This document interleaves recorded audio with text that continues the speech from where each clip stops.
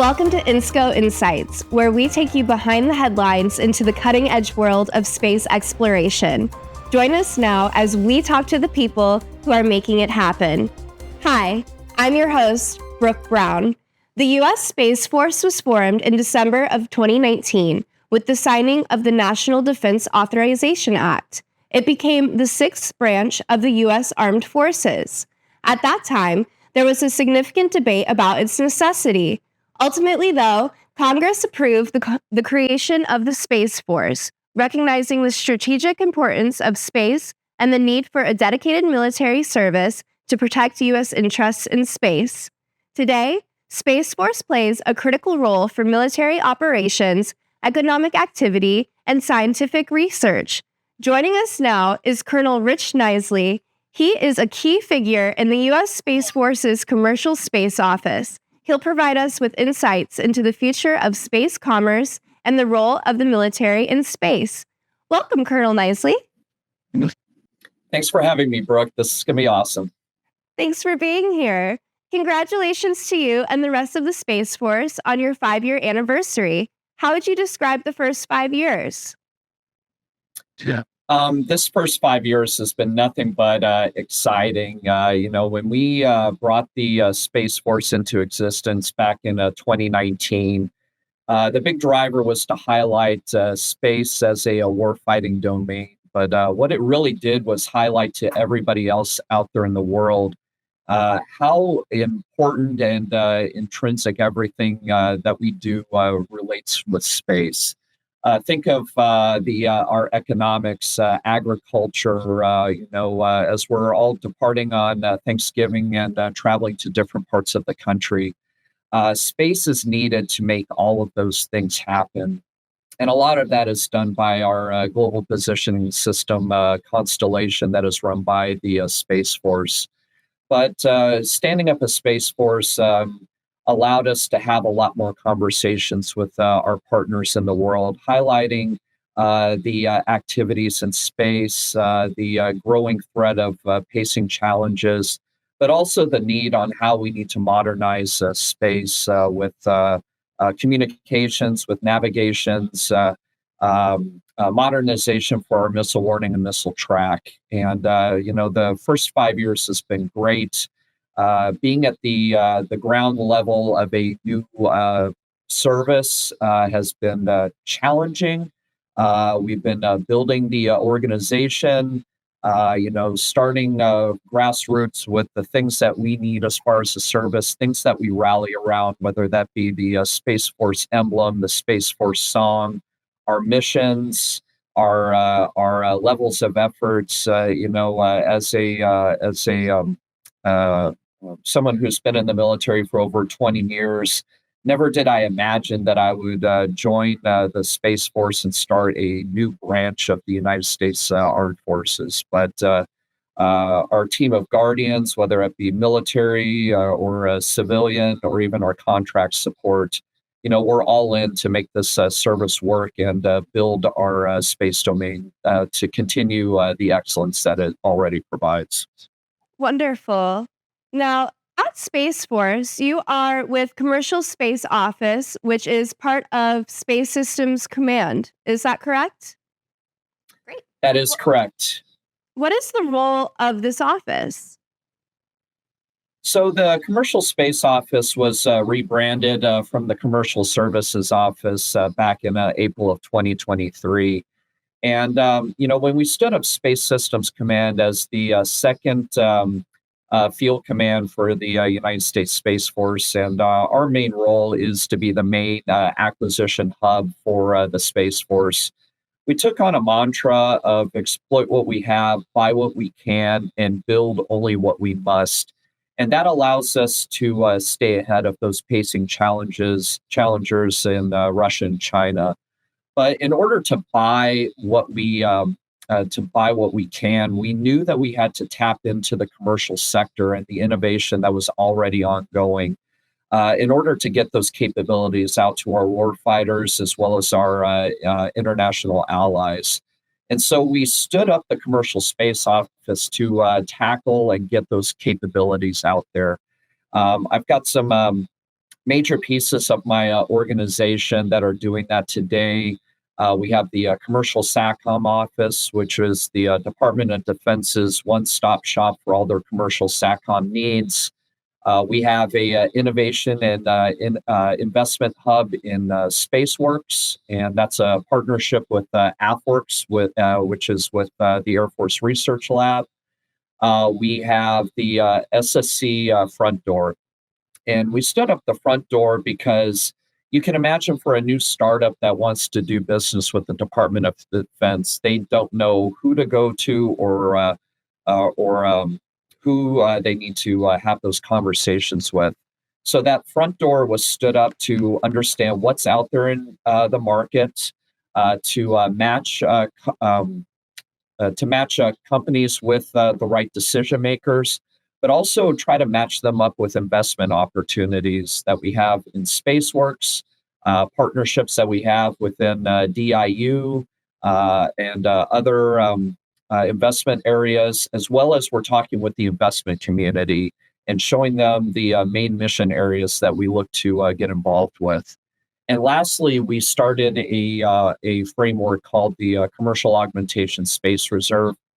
And that's a contractual framework that we will put commercial capabilities on contract to provide capability during wartime. But we're also going to be able to, through the contract, scale those capabilities throughout a spectrum of conflict. So we'll have all of the negotiations done, pre-pricing done, get them involved in exercises and wargaming in order to know how to utilize those capabilities and stitch them together in an overall space enterprise. So I've been nothing but excited about this office. I've started out with a grand budget of $0 within my office.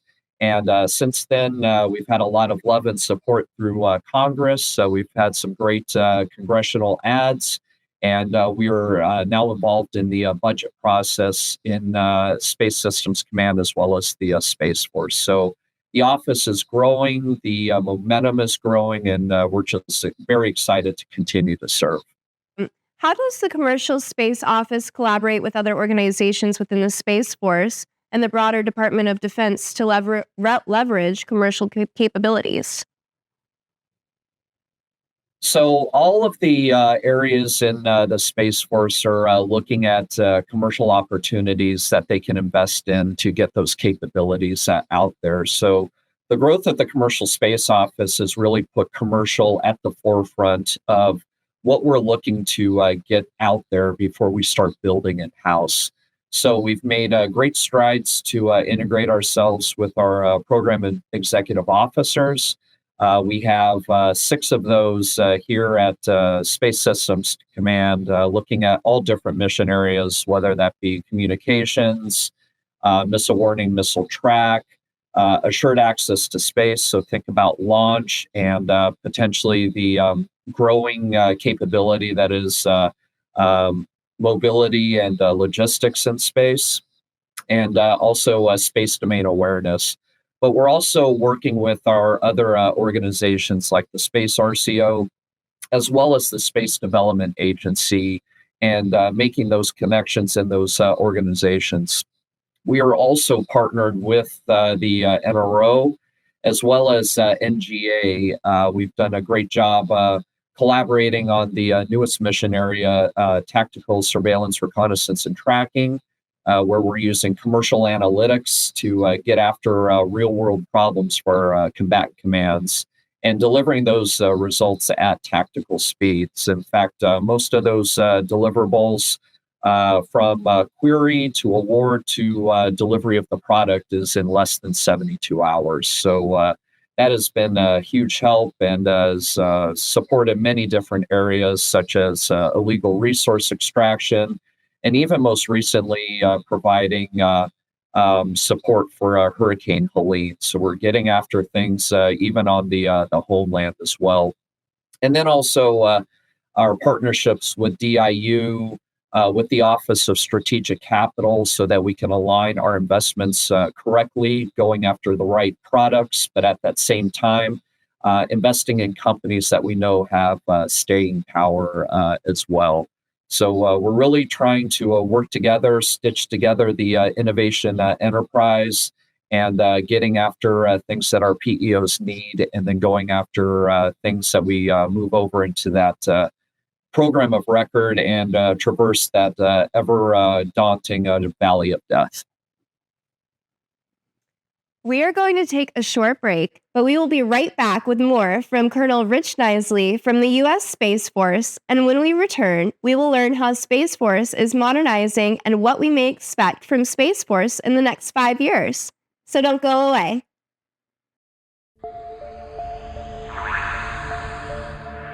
Long before liftoff and beyond, one team has set our trajectory for assured access to space.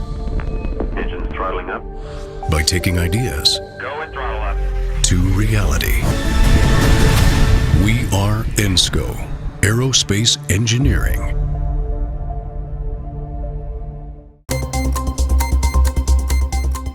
Welcome back to ENSCO Insights. We are talking with Colonel Rich Kniseley from the U.S. Space Force's Commercial Space Office. Colonel, when we left, you were talking about cross-agency collaboration. What are some of the opportunities for innovation and modernization that Commercial Space Office is focusing on?